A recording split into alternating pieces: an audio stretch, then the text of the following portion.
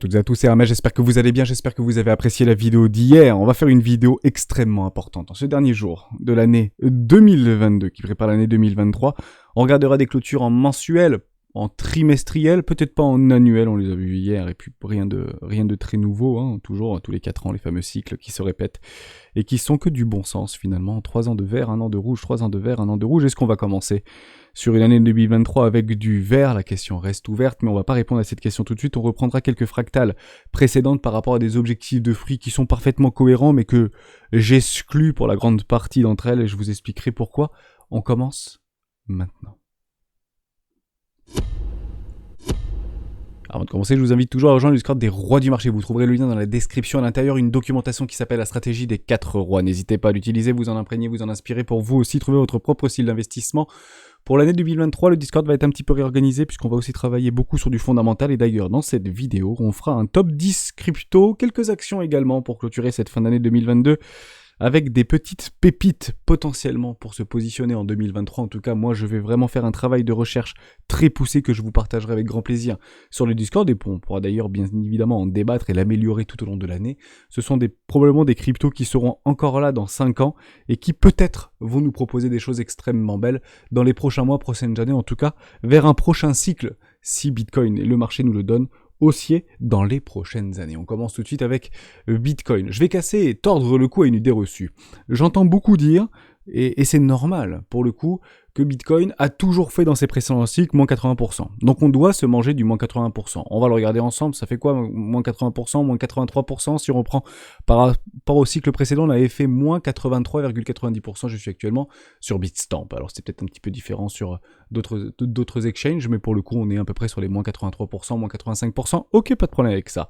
On va prendre les tops, on va prendre actuellement les bottoms de marché qui sont un tout petit peu plus hauts, mais pas tant que ça, hein, pour le coup, si on les revient exactement avec moins 77%. Non, nous on veut du moins 80, moins 85%, voire plus, hein, si affinité bien évidemment. Mais on va se remettre sur du moins 83%, moins 84%. Ça nous reviendrait à peu près sur les 11 500 $, 12 000 $, les 13 000 $ si vous voulez, par rapport à une neckline d'un précédé W trimestriel. Ce que Bitcoin n'a jamais fait, et il est vrai que c'est du bon sens d'aller chercher cette énorme poche de liquidité, ces fameux clusters de liquidité, et cette techline qui potentiellement nous donnera énormément d'acheteurs sur ce point donné. J'ai pas envie d'y aller, parce que si on y va, et si le marché décide d'y aller, c'est probablement pour nous envoyer plus bas, et potentiellement revoir un Bitcoin en dessous des 5 chiffres, donc à 4 chiffres, ce que finalement beaucoup excluent, ce qui est relativement intéressant. Mais je vais tordre le cou à cette idée reçue, parce qu'on va reprendre les cycles précédents, et vous avez raison. Ici, je vais enlever l'automatisme. Vous avez du moins 86%. Et derrière Bitcoin, je ne reprends pas le premier cycle parce qu'on va tomber par terre avec plus 35 000%. Mais il avait poussé en réalité jusqu'en 2017 de 7608%.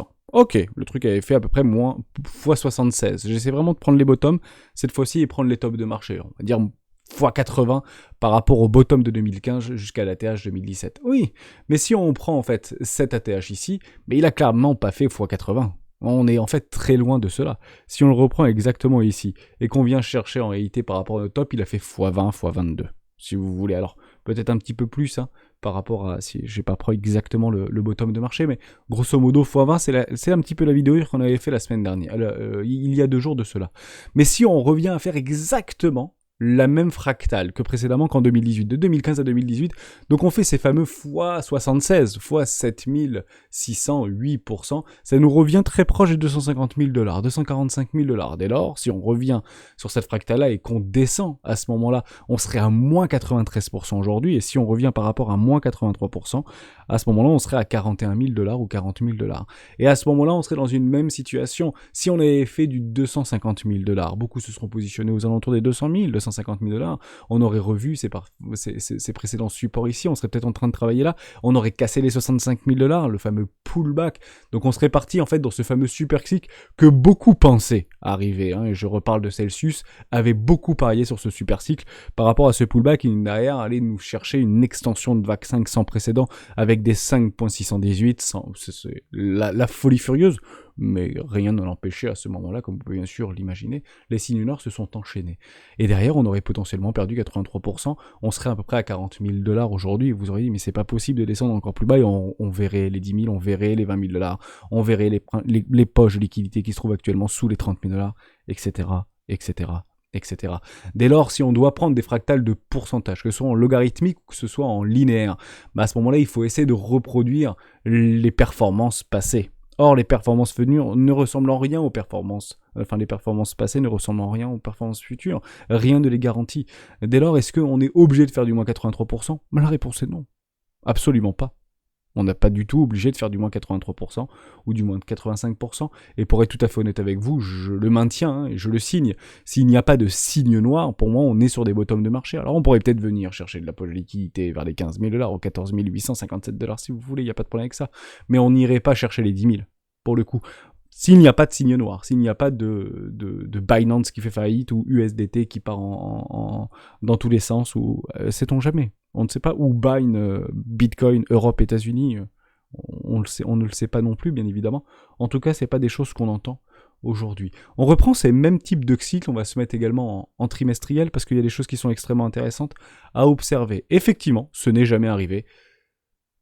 Un an entier, 4 trimestres consécutifs dans le rouge. En effet, ce n'est jamais arrivé, même en 2018. On n'avait pas pris 4 trimestres consécutifs dans le rouge, et même en 2015-2014, on n'avait pas pris 4 trimestres consécutifs dans le rouge, bien qu'on aurait pu le faire ici en juillet 2018. On a vraiment clôturé à 500 $ près. Pour le coup, alors ça faisait quand même des gros pourcentages, lorsqu'on est à 7 000, 6 000 $, 500 $, ça reste des pourcentages plus importants que si on était bien évidemment à 20 000 $ ou 30 000 $. Mais on aurait pu faire encore une bougie rouge, encore une fois une fractale, qui fait beaucoup parler, qui fait beaucoup tourner, mais qui n'est pas vraisemblable, si vous voulez, qui n'est pas à prendre au pied de la lettre. C'est rouge, mais c'est baissier, en effet, mais passons par rapport à ça. On va passer sur Ethereum, parce qu'il y a des choses qui sont très intéressantes sur Ethereum, et je vais revenir après sur Bitcoin, et vous allez voir un petit peu ce chemin qu'on va faire. Je trouve ça très intéressant d'en parler. Beaucoup s'accordent à dire que Ethereum a été le grand gagnant de tout ce cycle 2022 et de 21, début 2022, et je le dis aussi, pour le coup, il a fait x40 ou x50, donc pour le coup, ça a été vraiment, il a même quasiment surpassé le crypto total, et ça a été le grand gagnant de tout ce rallye haussier de 2020-2021, jusque tout début 2022. Ok pour ça. Allons sur Ethereum et regardons le précédent cycle qui s'était passé. Je vous ai fait un petit exercice relativement similaire. On va essayer de le retrouver ensemble, il est où mon Ethereum? Il est là. Voilà, formidable. Je vais remettre au niveau de mes petits gris-gris. Vous aviez en fait une énorme poche de liquidité qui se trouvait juste ici, au niveau de ce cycle. On était monté relativement aux 1422 $ sur Ethereum, et d'ailleurs on était venu bien plus bas. Et il avait perdu bien plus à ce moment-là que Ethereum, bien évidemment, moins 94%. Et on avait fait un espèce de range relativement élevé pour aller chercher une espèce de box ici, en fait, qui sont tout simplement des résistances et des supports. Si on se passe en semaine, vous le voyez très très bien en réalité. Vous voyez en fait ces résistances, ici, résistance, résistance, support, support cassé, qui devient en fait une résistance. Résistance, pullback, extrusion haussière, nouveau rallye haussier, formidablement bien exécuté. Le point, en réalité, qu'il faut se dire, aujourd'hui, de cette smart money, de ces whales, de ces investisseurs, pas forcément des premières zones, mais de tout le cycle, en réalité 2017, 2018, 2019, quel est leur point, entre guillemets, d'entrée le plus important, là où il y a le plus de volume d'échanges sur Ethereum? Et ça se trouve ici à 130 $. Donc partez du principe que toutes les personnes qui étaient là avant le super cycle 2020-2021 jusqu'à tout début 2022 ont acheté en moyenne, en tout cas les plus gros volumes d'échanges, si vous voulez, se sont faits à 130 $. En somme, on est encore à x10 quasiment. On est encore à x10. J'ai acheté beaucoup d'Ethereum à 120 $, personnellement, notamment pour avoir ce fameux protocole 2.0 qui a été mis en place dans les futurs mois, donc il a pris plus d'1 an et demi de retard, mais techniquement j'en ai vendu dans la montée puisque ça n'arrivait pas, mais techniquement on est en fait pas mal à avoir acheté du Bitcoin sous les 200 $. Si vous voulez, en tout cas du précédent cycle. Tous les influenceurs que vous suivez qui ont créé leur chaîne avant cette année-là, ont acheté du Bitcoin très probablement en dessous des 200 $, comme vous pouvez bien sûr l'imaginer. Derrière, on se retrouve dans une situation relativement similaire par rapport à des fractales qu'on peut reproduire par rapport à Ethereum. Vous avez ces fameux supports-résistance. Regardez ici, résistance juste ici, support, support, support, support, support brisé, résistance une fois tapé. Et la résistance, elle est où? Elle est ici une fois tapée? Une bonne question. Premier arrêt? Non, on n'est pas venu chercher le premier arrêt. Ici, premier arrêt? Non, on n'est pas venu chercher le premier arrêt. Où sommes-nous dans ce cycle? Est-ce que ce n'est qu'un pullback pour derrière structurer un magnifique W weekly? ne soyez pas trop pressés pour acheter et pour investir. Bien évidemment qu'on peut aller faire un nouveau plus bas, je ne dis pas du tout le contraire. Les news, je ne les connais pas, mais partez du principe que les gros investisseurs vont se positionner où? Soit dans ce range pour réaccumuler sur ces niveaux de prix, ce sont des niveaux de prix parfaits. Pourquoi? Parce que actuellement, le plus fort taux d'échange qui s'est passé depuis tout le crack de Ethereum s'est passé sur les 1200 $. Voilà, 1200 $ par rapport à ici, tout le volume qui a été exécuté, où il a eu le plus de force de volume exécuté, entre l'offre et la demande, c'est fait à 1200 $. C'est fou à quel point on y est encore sur ces 1200 $. Est-ce qu'on est en train de poser des bottoms? C'est possible qu'on pose des bottoms sur ces niveaux de valorisation, et de toute manière, Ethereum n'a pas craqué ses précédents lots comme Bitcoin précédemment. Ok? Donc, les gros vont probablement accumuler là-dedans, je dis pas du tout le contraire. Derrière, aller chercher un pullback, prennent des profits, en dessous d'un premier arrêt, sur une énorme, entre guillemets, une énorme résistance maintenant, pour derrière reconsolider et pourquoi pas repartir pour la ligne 2024 au niveau de Bitcoin, qui serait éventuellement une prémonition autoréalisatrice. On peut les appeler comme ça, si vous le souhaitez. C'est un alignement des planètes qui, en fait, est psychologiquement haussier. Donc, le cours est haussier, et parce que le cours est haussier, donc je suis haussier, donc j'achète. Et ça permet d'amplifier les hausses, tout simplement. Donc, soyez extrêmement vigilants par rapport à ça, parce que ce qu'on est en train d'observer actuellement, c'est grosso modo ce qu'on est en train d'observer par rapport à un Ethereum aux alentours des 130 $. Mais vous avez raison. Bitcoin est allé, Ethereum, pardon, est allé en dessous des 130 $. Si on les prend, même au niveau du crack Covid, au niveau de 2020, et ben on a fait moins 30%, ou par rapport au précédent ici, au niveau du crack qu'on a eu par rapport à la possible récession, rappelez-vous, de 2018, ben on a fait quasiment du moins 50%, moins 47%. D'accord? On n'y reste pas beaucoup, on fait des jolies structures, je suis actuellement en weekly, mais vous avez raison, on peut aller plus bas, mais c'est un bon niveau d'entrée, en tout cas pour des wells, pour réaccumuler. Donc, ce que je suis en train de vous dire, c'est dommage de vendre ici pour potentiellement espérer acheter plus bas. Parce que c'est clairement la capitulation. C'est ça la capitulation. La capitulation, c'est je prends ma perte, j'accepte ma perte. Pas forcément par peur, par opportunisme pour pouvoir acheter plus bas parce que je vois plus bas et parce que tout me dit que ça doit aller plus bas. Tout simplement. Et qu'est-ce qui nous dit que ça doit aller plus bas en 2023? Il y a 3 grands catalyseurs pour 2023, on va les rappeler ensemble. 1, le conflit en Ukraine, qui en fait, entre guillemets, encadre la crise énergétique. Vous avez la récession, également de 2023, sans précédent. Jamie Dimon nous le rappelle quotidiennement. Et vous avez aussi le pivot de la Fed, qui éventuellement sera un très fort catalyseur, ou un retour de l'argent magique si vous voulez. D'ailleurs, de plus en plus d'économistes et d'analystes s'accordent à dire que l'argent magique n'existera plus. Je pense le contraire, personnellement. Mais en fait, ces 3 grands catalyseurs, ce sont des catalyseurs long terme. C'est ça qu'il faut comprendre. Un conflit en Ukraine, la fin du conflit en Ukraine, la fin de la crise énergétique, c'est long terme. Toute l'année 2023, voire courant d'année 2024. La récession, c'est du long terme. On parle du 2e, 3e, voire 4e trimestre 2023. Relativement long terme. Au niveau du pivot de la Fed, on le sait, on a un pivot entre juillet actuellement et septembre, voire maintenant décembre. Si on reprend les dernières data, si vous voulez, ou données vis-à-vis du pivot de la Fed, on y serait au 12 maintenant 2023. Donc décembre 2023 pour retrouver entre guillemets un espèce de pivot de la Fed pour rediminuer les taux. C'est un consensus qui est donné aujourd'hui par rapport aux opérateurs de marché et aux faiseurs de marché. Est-ce qu'on les suit, est-ce qu'on les suit pas? Des fois c'était juillet, après c'était septembre et puis maintenant c'est décembre. Donc ce sont encore une fois des idées long terme. Ça, c'est super important. Je voulais juste vous montrer ça, pas plus à dire par rapport à Ethereum, mais on se retrouve dans une espèce de fractal relativement identique par rapport au cycle précédent. Donc on peut très bien être sur un pullback ici, on peut continuer à consolider, puisqu'on a des catalyseurs qui sont relativement long terme, mais lorsqu'on sera ici passé au-dessus des 2000 $, c'est boule. Mais ce qu'on est en train de dire également, c'est qu'on est prêt à attendre en réalité une augmentation de près de 70%. Avec des clôtures et des confirmations weekly, avec potentiellement un roi de pique sur des énormes structures, sans attendre une intégration, avec une structure derrière une oblique qu'on a tracée ensemble et qu'on est en train de travailler. La résolution de ce fameux, entre guillemets, range se fera au-dessus des 2000 $, avec une acceptation possiblement en trimestriel, au-dessus des 3000 $. Nous y sommes. Ça tombe bien, parce qu'il y a beaucoup qui pensent à un Bitcoin, un Ethereum, à je sais plus quoi, on va le regarder ensemble, ça nous avait pas mal fait sourire, ça encore hier. On va le reprendre ici, voilà, Ethereum. Un Ethereum à 4000 $. Voilà, un strike, 4000 $, qui dit plus pour trimestre. C'est quand même pas rien, c'est 200 000 bitcoins qui ont été pariés sur les 4000 $. Vous vous rendez compte?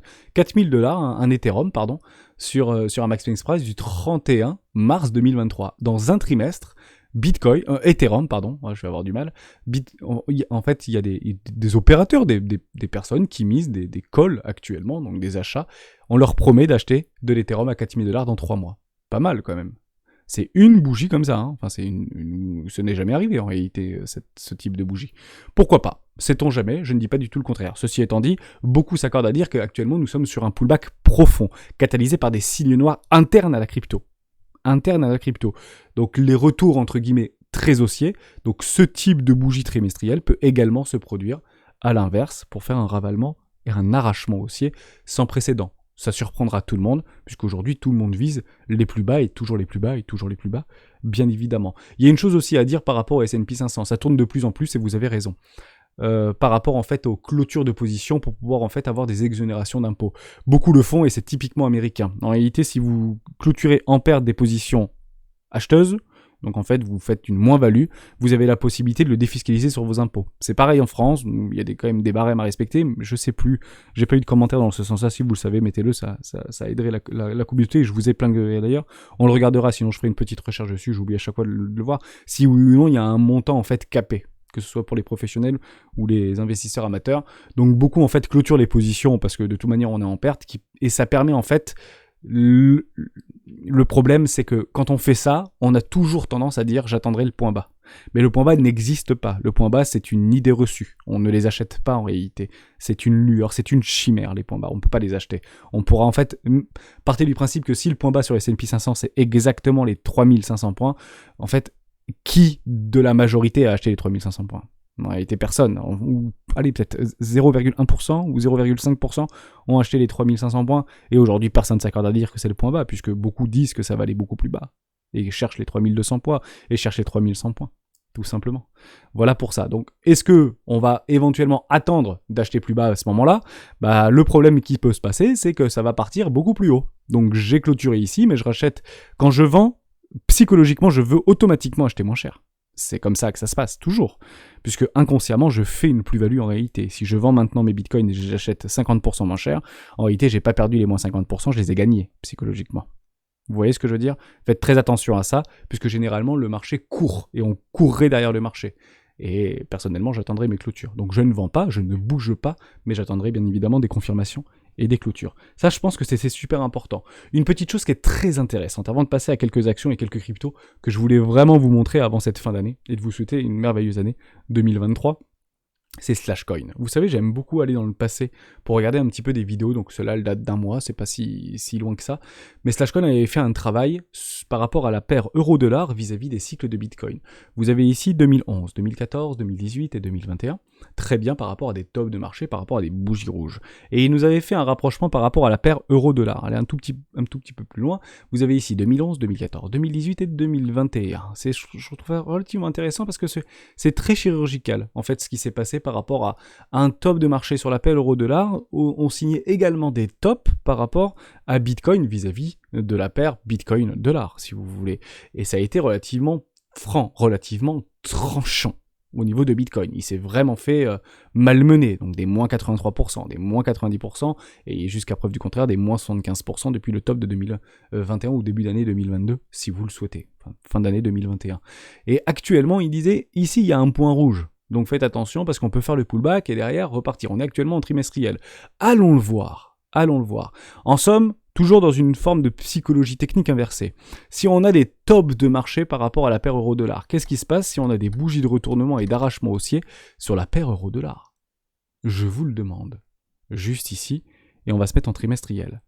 En fait, on est en train d'observer un truc incroyable. On est en train de faire un avalement haussier de la bougie précédente en trimestriel sur la paire euro-dollar. Est-ce que ça, c'est pas un bottom de marché ? Dès lors, je me pose la question, si ici, vous avez eu les tops de marché, entre guillemets, sur Bitcoin vs USD, ou SDT, ou le dollar, est-ce que ici on n'a pas le bottom, en réalité, de Bitcoin vs USD ou SDT, si vous le voulez, vis-à-vis du dollar ?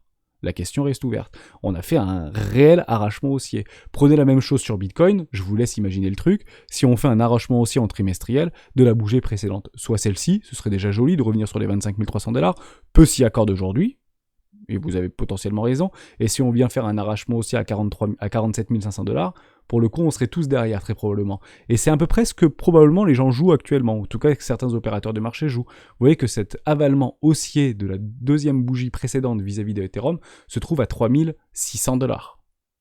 Est-ce qu'ils sont complètement fous par rapport à leur expiration de mars ? Gros point d'interrogation. En tout cas, peut-être que des gens savent quelque chose ou ont les moyens techniques de nous envoyer relativement loin. Dernière chose que je voulais vous montrer. Par rapport en fait à ces fameuses fractales vis-à-vis de Ethereum. Elles sont jolies, il n'y a aucun problème avec ça, on peut éventuellement les suivre par rapport et potentiellement essayer d'encadrer des bottoms de marché. Mais ce qu'on a aussi vu entre Bitcoin et Ethereum, je vais revenir ici, bon, c'est un petit peu compliqué mais c'est pas grave. Si vous voyez ici, je ne vais pas mettre de gris-gris. Vous voyez ici par rapport au top de 2018, bottom ici, top 2017, bottom 2018. Pas de problème avec ça. On recommence une magnifique bougie janvier, vert, arrachement haussier, zone de rechargement, de vente logique. On a poussé 200% sur Bitcoin.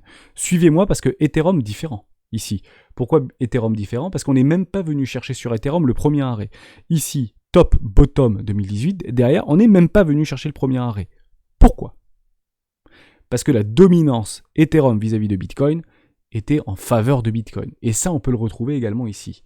Vous faites la paire contre Ethereum Bitcoin. Elle est juste ici, la paire, me semble-t-il. Non, elle est où ?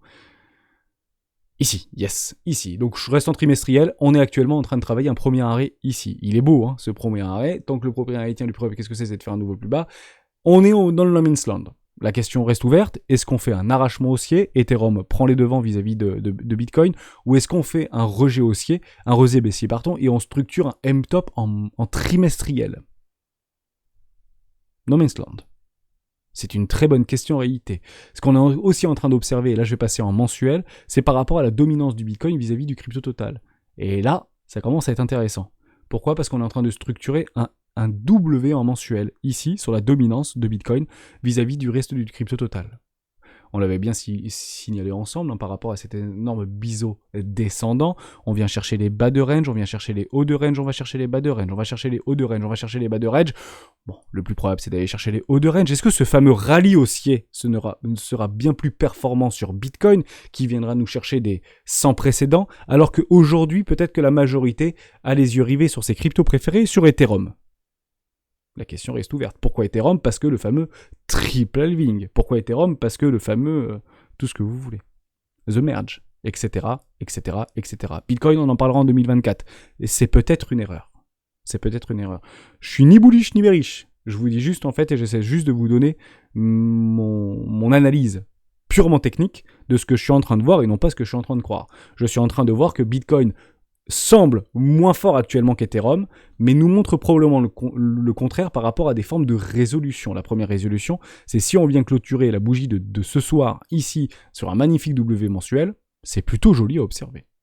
C'est ça que je suis en train de tout simplement de vous dire. Et généralement, vous mettez vos ratios de 1 pour 1. La question reste complètement ouverte. Merci Slashcoin pour ça. Donc est-ce que le top au niveau de la paire euro-dollar, le bottom sur euro-dollar, avec cet avalement aussi d'une bougie en trimestriel, nous donne aussi le top par rapport à le bottom par rapport à Bitcoin? La question bien sûr reste ouverte également, mais je trouvais ça très intéressant de vous le montrer. DXY, c'est exactement la même psychologie.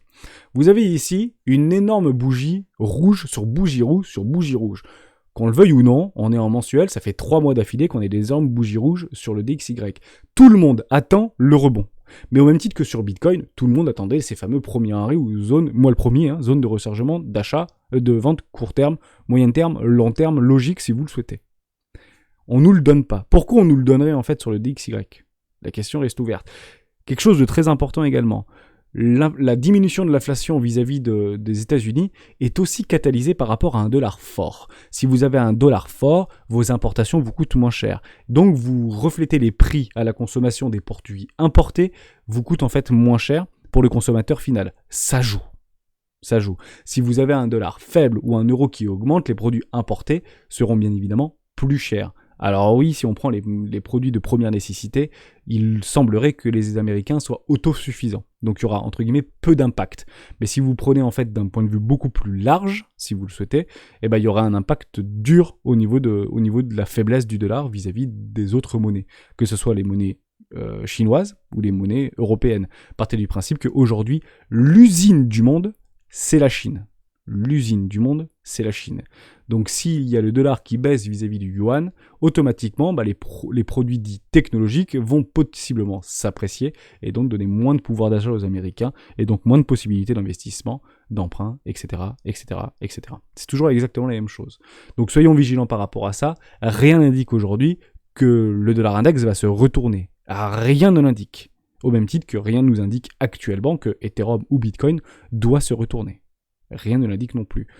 De mémoire, il semblerait que si dollar est moins fort, ou en tout cas se dévalue vis-à-vis des autres monnaies fiduciaires, Bitcoin et les valeurs, entre guillemets, actions, tendent à s'apprécier. Voilà pour ça. Donc on sera extrêmement vigilant par rapport à ça, et on revient tout simplement chercher des précédentes résistances qui font maintenant office de support. Tout simplement. On est sur un magnifique support au niveau de notre ami DXY. Tout simplement. Je finis juste sur, 5-10 cryptos, sur mon top 2023 si vous le souhaitez, que je vais regarder avec une énorme intention. La première, je vais rester en weekly, c'est ENS. C'est Ethereum Name Service. On en avait plusieurs fois parlé dans les rois du Bitcoin. J'attends des magnifiques structures, on est en train de latéraliser. Ce truc-là s'en fiche complètement des signes noirs qu'on peut retrouver sur tout ce que vous voulez. Il a vécu sa purge en juin 2022, depuis on n'est pas revenu chercher les précédents plus bas. Je me positionnerai sur ce token-là d'ici quelques semaines, ou si on a juste un signal haussier sur Bitcoin. Je ne vais pas les répéter, divergence weekly confirmée sur Bitcoin, arrachement haussier, donc on clôture au-dessus des 18 100, voire les 21 500 $, etc., etc., etc.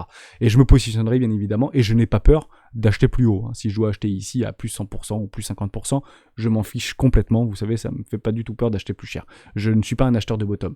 Vous avez également Galaxy, ça a été admis entre guillemets en grande pompe par rapport au launchpad de Binance. Donc il y a eu beaucoup de communication, ce truc-là s'est fait éclater, littéralement éclater, mais moi je le surveille. Voilà, donc il peut se faire éclater la tronche. Il a été listé ici aux alentours des 17, il est monté jusqu'à 17 $. Actuellement il est un peu plus bas, on va dire $1 pile. Le truc a perdu 94% de sa valorisation. Moi ça m'intéresse. Alors oui, vous pouvez aller le voir ici au niveau de Gal. C'est pas très fameux, Gal. Donc c'est 27% du tokenomics, c'est un truc à 200 millions, mais partez du principe que ça valait bien plus lorsque ça a été listé. C'est monté à 17 $, aujourd'hui c'est 1, ça a été divisé par 17. Vous avez compris un peu le truc. Moi ça m'intéresse vraiment, puisque j'avais suivi en fait ce launchpage, il y a eu beaucoup de hype autour de ce projet-là, et il y a de la résonance par rapport à cette application vis-à-vis du Web.3. Donc ça c'est une crypto. Toutes les cryptos que je vais lister, on va faire un travail très fort dessus par rapport à des recherches fondamentales. Donc ENS, GAL, vous avez aussi GMT. On le jette un tout petit peu trop vite, mais il faut juste se rendre compte par rapport à cette explosion au niveau planétaire, par rapport à Steppen, par rapport à ce play to move, etc. Je pense que clairement, si ce truc doit survivre, ce truc-là ne nous a rien montré. Il a fait une poussée haussière sans précédent en plein bear market. Honnêtement, c'est pas donné à tout le monde de faire ce type de choses. Donc je me dis que si ce truc-là a fait du x10, x20, x30 en plein bear market, alors que tout est en train de se scratcher littéralement, qu'aujourd'hui l'OBV est complètement croissant, qu'il n'y a plus de volume mais ça reste complètement croissant, on est dans un enfoncement d'opportunité de survente, vous avez un RSI qui est en train de tuer les bas-fonds du désespoir, on est en train de creuser et on creuse encore, pour le coup ce truc-là m'intéresse. La moindre structure sur GMT auront potentiellement mon investissement. Pourquoi ? Parce qu'on est en train de travailler sur les derniers survivants de ce truc-là. Plus personne n'y croit. Il faut juste regarder si oui ou non ça continue à bosser derrière. Est-ce que les fondateurs, est-ce que les génies de ce truc ou les talents de ce truc sont encore en train de bosser derrière pour nous proposer des nouvelles améliorations ? Le marché du sport au niveau mondial, c'est sans précédent. C'est sans précédent. Et ça continuera, entre guillemets, à accompagner une adoption de masse. Il faut toujours penser à ça, adoption de masse. Vous avez Flux également, ce fameux layer, qui est quand même relativement pas mal. On m'en parle de plus en plus. Il y a vraiment des choses qui sont très intéressantes au niveau de Flux. Personnellement, j'aurais un investissement là-dedans, c'est clairement une couverture vis-à-vis d'autres layer 1, si vous voulez, qui sont beaucoup plus avancés dans leur historique, si vous voulez. Donc je le prends comme une assurance des Layer 1. Il aura également mon investissement 1. Les structures ont déjà été données à plusieurs reprises. Et pour le coup, c'est beau parce que ça tient vraiment les précédents lots. C'est impressionnant. Depuis le mois de juin, ça tient les précédents lots, ça bouge plus. Ça aspire du token. En voulez-vous, en vois-tu. C'est juste incroyable. Donc ça aura mon investissement. Je l'achèterai peut-être un tout petit peu plus cher. Honnêtement, l'acheter ici sous les 50 centimes de dollars, ça me dérange pas du tout. Pour Flux, on en a beaucoup parlé dans les vidéos des rois du Bitcoin. Il l'aura. CHZ. Pourquoi CHZ? Non, CHSB. On pourra parler de Chili's, mais le fameux Buy the Rumor, c'est the News, je voulais revendre à l'ouverture du mondial. Malheureusement, vous êtes peut-être aussi dans mon cas. Je ne l'ai pas fait, je me suis repris à moins 70% sur mes investissements au niveau de Chiliz. Basta, on attendra l'année prochaine pour prendre des profits si le marché me le donne. CHSB, pourquoi? En fait, très simple, on a fait cette vidéo avec Anthony. Vous avez d'ailleurs, on est rentré en relation avec eux et je trouve ça très intéressant. Tout ce qu'ils proposent aujourd'hui, c'est vraiment le pierre de lance au niveau européen et potentiellement mondial demain vis-à-vis d'une adoption de masse par rapport à cette technologie ou à la spéculation complètement ou l'investissement. Honnêtement, l'application est ultra smart, donc extrêmement simple, tout est simple. Vous avez la série A en plein bear market, on en reparlera si vous le souhaitez à partir de l'année prochaine et on refera d'ailleurs si vous voulez une vidéo avec un cofondateur ou un fondateur de Swissborg vis-à-vis de ça. On fera un travail de recherche vis-à-vis de... Mais je vous montrerai plein d'exemples si vous voulez, que beaucoup de projets, beaucoup de startups dans les catacombes du désespoir parce qu'ils avaient plus une seule thune, ont dû relever de l'argent en urgence et c'est très régulier, je vous le cache pas, et je pense qu'ils peuvent lever bien plus d'argent, donc je pense que c'était plutôt un lever de casquette pour récompenser toute la communauté et je pense que c'est pas une mauvaise solution puisqu'ils le font relativement bien. Qu'on y croit ou qu'on n'y croit pas, c'est pas très grave. En tout cas, si vous utilisez aujourd'hui Swissborg, je sais que vous êtes nombreux au niveau de la communauté d'utiliser le Swissborg, le token CHSB tient aussi bien que le BNB, si vous voulez. Reprenez-le un petit peu dans le passé, mais pour le coup, ça tient relativement bien les précédents lots, et ce depuis aussi le mois de juin 2022. Tout ce que je vous montre ici, c'est que ça tient relativement bien en réalité. Et c'est ça qu'il faut regarder sur des projets relativement naissants. Alors, CHSB, ça sort un petit peu du cadre. Ça reste un token d'exchange. Vous aviez eu l'ICO ici à 10 centimes. On n'est que à x2 par rapport à l'ICO. Honnêtement, si on croit en ce projet-là, donc moi j'y crois et je m'y intéressais pas avant, et d'ailleurs c'est pour ça qu'on avait fait une super vidéo avec Rémi de Lyon tout au début, il y a plus d'un an de cela, parce qu'on était beaucoup trop au niveau de CHSB, et je dis mais non, moi je peux pas en acheter quoi. Mais aujourd'hui je vais en acheter, j'ai un pending exécution, il a été sonné, ce pending exécution sur les 20 centimes. Donc est-ce que j'en achète? La réponse est oui, bien sûr que je vais en acheter, le W-Weekly a été donné, les structures sont données. Est-ce que Bitcoin va éventuellement nous envoyer plus bas que terre? Ce n'est pas grave, c'est un investissement, 250, 500 $, pour doubler la position, si ce truc doit mourir, et ben je mourrai avec lui et tant pis, mais j'y crois bien évidemment par rapport à cette forte adoption de masse. Ils ont vraiment une vision à 10 à 15 ans, ils ont encore des produits et des projets à ouvrir qui sont quasi infinis et qui sont un petit peu au contre-pied par rapport à toutes les artifices marketing que d'autres plateformes comme Binance, comme Bybit, etc., par rapport aux contrats futurs, par rapport aux tournois, par rapport aux plein de trucs qui sont autour de tout ça, les options, les machins, les trucs. Là, ça reste relativement safe, c'est vraiment un point d'entrée pour le bon père de famille. Et je pense que le prochain cycle sera le cycle du bon père de famille. Pour le coup. Parce que si vous le voyez une fois un super cycle, deux fois un super cycle, trois fois un super cycle, bah, c'est les bons pères de famille au bout de 3 fois, hein. Généralement on dit jamais 203, généralement c'est à ce moment-là qu'il y a une forte adoption de masse qui va commencer à arriver, on le voit de plus en plus sur les technologies blockchain, sur les cryptos et sur le bitcoin, il y a de plus en plus d'utilisateurs, de plus en plus d'adresses qui sont aujourd'hui créées, de plus en plus d'institutionnels qui commencent à s'y intéresser, qui commencent à investir de près ou de loin, que ce soit dans les projets crypto ou directement dans le bitcoin ou dans les sociétés de mining, bien qu'il y ait une purge actuellement, mais ne nous y trompons pas, le hash rate est encore extrêmement haut par rapport à la valorisation de bitcoin aujourd'hui. Je pense honnêtement que ce truc-là sera un fer de lance pour tous les Européens et potentiellement tous les terriens pour l'adoption de masse par rapport à des choses extrêmement simplistes, sécurisées avec tous les agréments, tous les enregistrements qu'il faut, etc. Ils travaillent beaucoup là-dessus et je pense que ça devra passer par là. Pourquoi? Parce que je pense que l'adoption de masse passera par une régulation forte. Et Swissborg, comme d'autres échangeurs, peut-être Bitpanda aussi, passeront par une régulation forte et dure par rapport à d'autres échangeurs qui seront un petit peu plus, entre guillemets, free, si vous voulez. Ok pour ça? Ça veut pas dire qu'on met tous les œufs dans le même panier. On diversifie, on peut avoir du free, du moins free, et potentiellement du Swissborg, peut être bien intéressant. Vous avez AXL. AXL, c'est le fameux layer 0, si vous voulez, ça va être la mode. On peut éventuellement essayer d'entrevoir ça du coin de l'œil. Vous avez d'ailleurs un projet qui s'appelle Layer 0 qui est en train de sortir actuellement. Mais ce truc-là aussi, Axelar aura mon investissement 1, je suis de très très près. Ça a déjà pas mal perdu par rapport à l'ICO, mais ça tient relativement pas mal. Donc ça a été listé il y a que quelques semaines, hein. Donc j'attends complètement que ça se dégonfle un peu. Mais je pense qu'il y a vraiment une vraie idée de Layer 0 de connecter toutes les chaînes, toujours dans cette idée d'interopérabilité. Pour ceux qui me suivent depuis longtemps, vous le savez, je pense que le prochain cycle sera le cycle des interops. Et je pense que les Layer 0 feront partie de ces cycles-là. C'est clairement ce type de truc qu'il faut regarder en fait. C'est ce type de projet qui aujourd'hui, plus personne ne veut les regarder parce qu'on est en train de pleurer vis-à-vis de nos cryptos qui sont en train de se déprécier, mais c'est maintenant qu'il faut regarder ce type de choses et faire un vrai travail fondamental sur ce type de truc, parce que quand ce machin va faire comme ça, et que finalement ça va bosser comme des bêtes, et que d'un coup vous aurez le signal, il faudra le prendre, tout simplement. Or on regardera pas. parce qu'on sera sur nos cryptos qui seront en train de nous donner des signaux. Sauf que lui va faire peut-être x40 et nos cryptos à nous vont faire que x5. On revient par rapport aux vidéos précédentes. APT également. Alors là, c'était la grande pompe par rapport au Ex-Libra, XDM, etc. Lancé sur tous les échangeurs d'un seul coup. Ce machin s'est littéralement effondré. Et moi, ça m'intéresse. Voilà, je vous dis, n'achetez pas ça maintenant. Il faut surtout pas acheter ça. On va prendre le top au niveau de la bougie. Et puis hop, un petit moins 70%, ça fait du bien. Donc je le dis très régulièrement quand vous avez des ICO, je les joue plus, ces ICO. On pouvait les jouer en 2018-2019. Aujourd'hui, c'est plus la mode. Ça fait plus de 2 ans que c'est plus la mode au niveau des ICO. Il faut arrêter de les faire. Généralement, on se retrouve dans les catacombes, si vous voulez. Donc actuellement, c'est à 3$. Peut-être que les early investors les ont achetés bien moins cher, peut-être 10 centimes.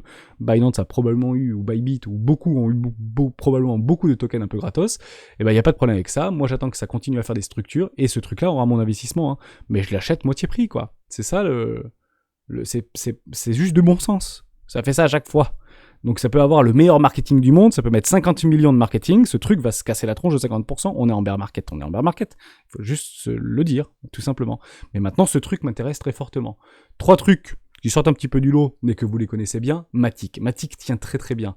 Donc on a fait du layer 0, on a fait du layer 1, avec Flux notamment, et maintenant on va, ou APT, Aptos qui est également layer 1, qui permet de diversifier par rapport à tout ce qu'on a actuellement, donc c'est des nouveaux investissements de demain. Vous avez Matic, je me suis jamais intéressé à Matic, enfin si, je me suis beaucoup intéressé à Matic, mais trop, et j'ai pas pris le 886. Une toute petite déception par rapport à ça, parce que j'aurais eu mon 110%. J'achète beaucoup les 886, mais on était sur autre chose. On était en train de mourir à ce moment-là sur Celsius, donc je l'ai pas pris. Par contre, vous avez du FTX, vous avez tout ce que vous voulez, ça bouge pas d'un centimètre. Donc potentiellement, je vais m'investir là-dedans. On va éventuellement, les V-bottoms sont menés à être retestés. Il y a quand même un W-weekly jusqu'ici qui a été confirmé en 4 bougies, 5 bougies. Donc il y a un W-weekly qui a été fait. J'attends juste la neckline de ce W-weekly. Vous avez une énorme poche de liquidité qui se trouve juste ici. Je l'attendrai. Si je l'ai pas, ça m'embêterait vraiment, parce que j'ai vraiment envie d'acheter du Matic. Et vous voyez que ça me dérange pas de l'acheter 20% moins cher. Donc je pourrais éventuellement me positionner, mais il y a une grosse poche de liquidité qui attend un tout petit peu plus bas, voire retourner en dessous des 34 ou 34 centimes de dollars pour aller chercher tout cet énorme cluster qui se trouve juste ici. C'est pour ça que je vais lisser mes prix. Investissement 1 potentiellement, investissement 2 potentiellement, investissement 3. Si j'ai mon investissement 3, c'est que Bitcoin est à 11 000 $. Je vous le dis tout de suite, mais je m'y prépare. Je suis toujours prêt à ça. Tous ces retracements seront considérés pour moi comme des opportunités. Aucunement de la souffrance, que des opportunités. CSPR. Il y avait quelqu'un dans les commentaires qui voulait me souffler CSPR. Tu as raison, CSPR c'est un très bon projet. Il faut vraiment regarder si ça continue à bosser derrière. Il faut vraiment voir si les fondateurs sont durs comme fer, toujours en train de tweeter plus que CZ, hein, si vous voulez. CZ il a une tweetomanie aiguë, j'ai l'impression, avec son copain et son associé maintenant, Elon Musk. J'aimerais que ces projets-là continuent à tweeter, continuent à parler. Vous savez, vous avez un projet qui tweete beaucoup, c'est Phil, c'est Filecoin. Phil de Filecoin, donc FIL, tweet énormément beaucoup sur Twitter. Je crois qu'il y a des nouveautés, des trucs, des machins, des trucs comme ça. Le dernier tweet de Solana, c'est Builder, qu'est-ce qu'on fait aujourd'hui? Qu'est-ce qu'on construit aujourd'hui? C'est pas ce qu'on voulait entendre, le truc a perdu moins 15%, on aurait prévu, vous inquiétez pas, tout va bien. Non, c'est qu'est-ce qu'on construit aujourd'hui? Ok, communication, qu'on veuille ou on veut pas, plus ou moins maîtrisée. Aucun jugement de valeur, bien évidemment. Mais Filecoin, en fait, livre beaucoup de ses informations, beaucoup de ses avancements, et continue à bosser, bien que son token continue à se déprécier. Actuellement, on latéralise. Donc oui, il y a des baleines qui se sont positionnées ici, on va pas se mentir. Ce truc-là s'est fait dérouiller, mais alors dérouiller, et vous avez les structures en W-weekly qui se sont positionnées. Donc c'est une formidable nouvelle. C'est monté jusqu'où ce truc-là? C'est monté si haut que ça? Je sais plus si ça a dépassé les 1 $. On va juste regarder sur CoinMarketCap, si vous êtes d'accord. C'est SPR, à chaque fois j'oublie. On a Nono, le pro, qui pense que ça va faire 8 $. Si c'est 8 $, le jour où le CSPR est à 8 $, je lui offre une PlayStation 5. Je sais pas, je l'ai dit, vous retrouverez cette vidéo si vous voulez, il aurait une PlayStation 5. Ou une Xbox Series X, ou autre chose, peut-être qu'il y aura la 6 qui sera sortie d'ici là. Bref, vous avez... Ouais, 1 $, 1,09 $, donc on peut dire 1 $, je pense que ça a été... Peut-être qu'il y a eu quand même des choses à 1 $, ce truc s'est fait dérouiller. Littéralement dérouillé, moins 97%, moins 98%, mais honnêtement, c'est super intéressant. En fait, il est super intéressant, ce truc a été listé en plein bear market. Et honnêtement, quelle est la différence d'un point de vue fondamental entre un prix à 1 $ et un prix à 0,3 centimes de dollar? Hormis si c'est un scam. Et à ce moment-là, on va faire des recherches très poussées, on va en déduire et en définir si oui ou non c'est un scam, et à ce moment-là, on s'écarte du projet. On prend notre perte, c'est un scam, mais tant pis, ou on laisse partir à zéro. C'est pas très grave. Ça restera qu'un investissement. Et bien évidemment, on n'injecte pas plus de 2%, allez, 2,5% de son capital d'investissement global dans une idée d'investissement. En somme, si je veux mettre 1000 euros dans CSPR, 1000 euros correspond à moins de 2% de mon capital d'investissement, ou moins de 1% de capital d'investissement. Ça, c'est super important. Comme ça, quand vous prenez des boîtes sur Solana, je me suis pris une boîte sur Solana, je me suis pris une boîte sur Filecoin, en fait, c'est 2% de mon capital qui a été impacté réellement, qui a sous-performé l'intégralité de mon capital d'investissement. C'est que 2%. Ou 3% ou 4%, s'il y a plusieurs cryptos que j'ai sélectionnés qui ont sous-performé. Mais Atom Cosmos n'a pas sous-performé, d'autres n'ont pas sous-performé, pour le coup. Ethereum n'a pas sous-performé, Bitcoin n'a pas sous-performé, etc., etc. Et j'ai racheté du Bitcoin, j'ai racheté de l'Ethereum, j'ai racheté de l'Atom Cosmos. Et donc ça permet d'équilibrer et de ne pas sous-performer le marché. Ça, c'est très difficile aussi psychologiquement. Dernière, et je finirai là-dessus, honnêtement, je pense que c'est important de le rappeler encore une fois, c'est Ada Cardano. Ada Cardano, c'est vraiment le mal-aimé des layer 1, le principal concurrent. Et il faut vraiment le prendre comme ça, parce qu'aujourd'hui, Ada Cardano, c'est peut-être en fait le seul concurrent d'Ethereum. Et je ne comprends pas pourquoi ce truc-là ne vaut pas 50% de la capitalisation d'Ethereum. Parce qu'il est technologie probablement plus avancée que Ethereum. Alors oui, la communauté est peut-être moins grande, mais potentiellement peut-être plus active. Est-ce que la communauté est moins précieuse? Est-ce que les talents sont moins talentueux? Posons-nous toutes ces questions-là. En tout cas, Ada Cardano a surperformé Ethereum pendant tout le cycle 2020-2021.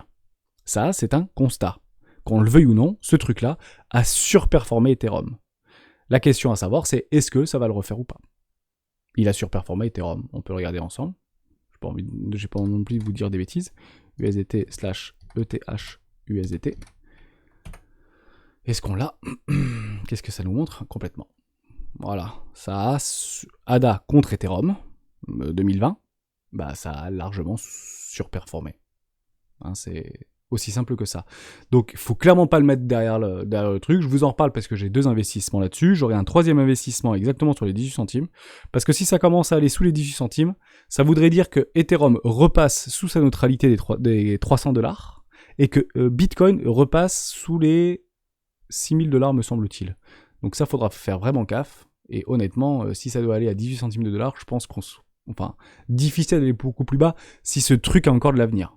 Et honnêtement, vu l'apparition de son fondateur, qui aujourd'hui, au même titre que Vitalik Buterin, ne représente plus grand-chose, en réalité, sauf d'un point de vue marketing peut-être et psychologique vis-à-vis de ses projets, parce qu'il est suite plus ou moins non, mais ça reste un builder comme tant d'autres. Aujourd'hui, il faut comprendre que sur Ethereum, Vitalik Buterin a un pouvoir structurel moins de 2%, si vous voulez, par rapport à tout l'écosystème Ethereum. Donc c'est pas comme un CEO, si vous voulez, qui aujourd'hui dit je veux Elon Musk par exemple, je veux virer 50% des employés de Twitter en un bouton, il le fait quoi. Vous voyez ce que je veux dire? C'est pas exactement la même chose. Voilà pour ça. Dernière petite crypto extrêmement simple, c'est Cross the Edges. Ce truc-là, à mon avis, ça va faire un truc. Si on arrive à dépasser les frontières comme il se doit, partez du principe que ce mec-là travaille avec les écrivains ou des personnes qui ont travaillé pour Harry Potter, des personnes qui ont travaillé pour je sais pas combien de bouquins de best-sellers et tout ce que vous voulez. Enfin, il faut vraiment le suivre, ce truc-là. Et le token n'est toujours pas lancé. Pourquoi? Parce qu'ils ont toujours pas besoin de thunes. Ils ont levé 12 millions avec Ubisoft, etc. Je pense qu'ils le balanceront en plein hype. Vous avez quand même la possibilité de recevoir, entre guillemets, des rewards. Si vous achetez, en fait, des petits paquets, vous pouvez avoir $250 en CTA, en airdrop. Ou tant en airdrop. Le truc, c'est qu'on sait pas, en fait, combien ça va être airdroppé. Et on sait pas si ce truc va complètement se décliner, entre guillemets. Est-ce que ce truc va mourir? Parce qu'aujourd'hui, si vous avez une promesse, entre guillemets, de $500 en CTA en airdrop, ouais, mais ça correspond à quoi? Qui définit le prix du CTA? À part eux, en réalité. Bah, tout simplement. Donc actuellement, on n'a pas beaucoup d'informations par rapport à ça, mais honnêtement, je pense que ce truc peut faire quelque chose au niveau mondial. Il y a vraiment peut-être une histoire qui peut être racontée par rapport à cet univers, des films qui peuvent arriver, je sais pas. Imaginez tout ce que vous voulez, mais en tout cas, c'est des vrais geeks qui sont derrière et des vrais passionnés. Et ça manque parfois. Parce que souvent, quand on crée des projets, que ce soit dans les technologies blockchain ou dans les crypto-monnaies, eh ben, on le fait souvent pour de mauvaises raisons. Et la première, c'est possiblement pour l'argent. Et bien que ce ne soit jamais uniquement que pour l'argent, j'ai l'impression que pour les créateurs de ce projet-là, l'argent passe très loin derrière. Et c'est généralement ce qui fait des success stories. Voilà pour ça. Je finis juste et on fera une longue vidéo. Oui, pour le coup, 45 minutes. Allez, on finit sur 4 actions. Pour le coup, ça va être très vite. Je m'intéresse à Meta. Je vous le dis, je vous le redis. Meta Facebook, il aura mon investissement. Il n'y a pas de problème avec ça, je vous le dis, j'achète jamais des tops de marché, j'achète dans des zones de rechargement première classe ou éco-classe. Il y est, j'attendrai des structures, des confirmations, des ravalements aussi, que ce soit en mensuel ou en weekly, au minimum pour un investissement. J'achèterai également du Tesla, qui est relativement malmené, mais beaucoup de volatilité, on l'attendait. Évidemment, on attendait cette volatilité, donc on continue à se déprécier actuellement. Donc est-ce qu'on va continuer à faire les petits pullbacks? Ça reprend 3%, 5%. Nous sommes actuellement dans une zone éco, on vient de traverser une zone de confluence ici sur un 130$, on est passé en dessous. Est-ce que c'est intéressant? Non, j'attendrai des confirmations et des structures de retournement également sur Tesla, mais il aura mon investissement, quitte à l'acheter plus cher. J'aurai aussi du Shopify. Shopify parce qu'il est bullish sur Coinbase, il est bullish sur les cryptos, il est bullish de partout, et il s'est fait dégommer. Or, je pense que demain, le monde entier, dans une forme de récession mondialisée, vous allez me suivre par rapport à ce discours-là, je pense qu'on va être de plus en plus à créer de façon extrêmement simpliste des petits sites e-commerce. Vous allez de plus en plus, et en France, vous commencez peut-être à le voir, où on essaye de multiplier nos revenus. Donc j'ai mon boulot, mais le soir, ou dans mon temps libre, après ma journée de travail, ou le soir, ou le week-end, de temps en temps, bah, je vais faire du miel, je vais faire des pots de confiture, je vais faire du tricotage. On peut imaginer tout ce que vous voulez, et en fait, Shopify est clairement un outil extrêmement puissant et très peu onéreux pour pouvoir accompagner ce type, pas de reconversion, mais de complément de salaire. Et je pense que, au même titre que les Américains, les Européens et partout dans le monde, on fera de plus en plus de compléments de salaire pour pouvoir tout simplement survivre. C'est ça la réalité. Et pour pouvoir s'offrir des vacances, et pour pouvoir s'offrir ce qu'on veut finalement, pour pouvoir continuer à consommer. Et je pense que Shopify a probablement un coup à jouer. C'est une action en fait relativement jeune, hein, c'est 2015. Donc vous voyez qu'il y a eu un premier cycle, une première hype et une forte, entre guillemets, dégringolade. On a annulé complètement la hausse au niveau de 2020. Ouais, mais ça reste très intéressant. Et je pense que ce truc-là peut encore, entre guillemets, révolutionner. Et c'est typiquement le genre de truc qui peut être acheté par Google ou des machins comme ça. En plus, il est pro-crypto, donc éventuellement, c'est pas forcément un mauvais edge. Dernière chose, Deezer. Deezer, et je le corrèle à Shopify. Hein, Spotify, pardon. Donc j'ai dit Shopify avant, Spotify et Deezer. Je prendrai les deux. Hein, je prendrai les deux en simultané, donc ça veut dire que j'ai une position que je vais découper en deux. Deezer, s'il arrive à s'externaliser, ça va être incroyable, parce que honnêtement l'application est vraiment bien, je l'utilise tous les jours et je trouve ça vraiment chouette. Au niveau du Deezer, vous avez d'ailleurs des bougies et des tentatives de ravalement haussier ici, c'est plutôt intéressant, très très peu de liquidité, le machin a perdu 70% de sa valorisation. Non, je l'achète pas ici, j'attends vraiment qu'on aille chercher les derniers survivants, et on est en train d'aller chercher les derniers survivants, j'attends des vraies structures, et je complète avec Spotify, voilà. Tout simplement, Spotify. Voilà. Formidable. Tout simplement. Avec Spotify. Je le couple, parce qu'on est aussi arrivé en 2018 ici. On a eu une jolie excursion au niveau de... Mais ce truc-là aussi, c'est parce que c'est américain. Et on ne parie pas contre les Américains. Donc si vous achetez des trucs Euronext, bah, éventuellement complétez ou hedgez-vous, parce que l'un peut bouffer l'autre, etc. Et puis l'objectif, c'est de faire de la performance. Donc 77, ça commence à être relativement intéressant. J'attends juste des structures, mais... Voilà, les plus convaincus sont sous l'eau aujourd'hui, hein, sur Spotify, alors que c'est une application qui est extrêmement intéressante et je pense que ça peut continuer à faire des choses très performantes. En tout cas, peut-être plus que iTunes ou des choses comme ça, qui sont bien trop chères et qui ont permis en fait à ces actions-là, ou ces entreprises-là, ces startups-là, qui sont aujourd'hui des grosses boîtes quand même, à pouvoir performer et surperformer. Et je pense que demain, ce sera aussi l'avenir et on sera de plus en plus connectés. On ne tuera pas la musique de toute manière. Et la musique passera par là. On arrêtera de voir on va plus de CD de toute manière à la Fnac, etc. On va sur Deezer ou sur Spotify, tout simplement. Et il y aura un moment un petit peu comme Netflix. Regardez Netflix, hein, qui augmente ses prix. C'est pas plus simple que ça à dire, hein. Regardez ça. Je pense que c'est important. Donc on a fait un petit investissement, où ça, sur une structure en W-Weekly, on change pas les rois, vous avez même eu le droit de pic ici, hein, avec le tout petit pullback à quelques pings près, derrière on continue à s'apprécier, bah, c'est juste une augmentation des prix, quoi. Il augmente les prix, il fait ce qu'il veut, il continue à avoir des abonnés, c'est formidable. Super, bon, on prendra les profits bien évidemment lorsqu'il se présente, on n'est pas des warriors non plus, hein, faut prendre l'argent quand il se présente, mais ça fera des actions Netflix gratuites, j'en suis très content, et j'avais fait qu'un investissement, le truc aurait pu s'effondrer, mais partez du principe qu'il peut encore s'effondrer, hein, pour le coup, mais je pense que c'est à peu près dans le même bateau que du Deezer ou que du Spotify, ce type de choses au niveau du streaming, je pense que c'est l'avenir, tout simplement. Et je pense qu'on n'est qu'au début aussi de ce type de révolution. On est passé vite, hein, c'est surtout l'acceptation et l'adoption que vous avez vu entre le DVD et Netflix, ou la SVOD ou la VOD que vous aviez sur vos Orange ou Soch ou SFR Box, etc., à passer à Netflix, ça a été très brutal. En fait, c'est violent. Et ben, il faut vraiment partir du principe, et je finirai cette année 2022 là-dessus, c'est que la passation et l'adoption de masse sur les technologies blockchain sera violente. Probablement inconsciente, si vous le souhaitez, hein. Ce ne sera pas forcément violent dans la douleur, mais ça se fera de façon violente par rapport à la hype qu'il y aura derrière. Au même titre que Netflix, au même titre que Deezer, au même titre que Spotify, probablement demain, en tout cas, je le souhaite. Je vous souhaite une dernière fois une excellente année, un excellent réveillon de ce nouvel an pour l'année 2023. J'espère qu'on aura potentiellement raison, parce que l'objectif, c'est, même si c'est pas d'avoir raison, c'est de gagner, mais qu'on n'ait juste pas raison trop tard, tout simplement. Merci à toutes et à tous d'avoir suivi cette vidéo jusqu'au bout. Je vous souhaite une excellente journée. Ciao.